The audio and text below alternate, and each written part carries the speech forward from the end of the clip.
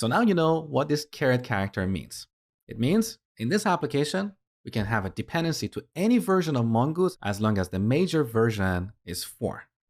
Now, in reality, when you restore these dependencies, chances are the version of Mongoose that is inside of the node modules folder is higher than what we have here.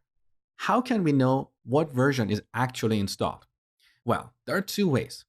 One way is to look at the package.json file for this Mongoose library. So we go to node modules, find Mongoose, and here we have package.json. Now, if you scroll to the end, you can see version. And this is the exact version that is installed. But you can see this is a little bit tedious because you might want to check the version of multiple dependencies. You don't want to navigate through this folder, go to each subfolder, look at package.json. It's tedious.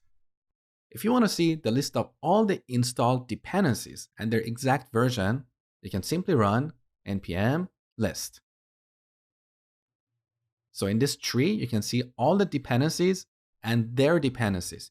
For example, here we're using underscore version 1.8.3.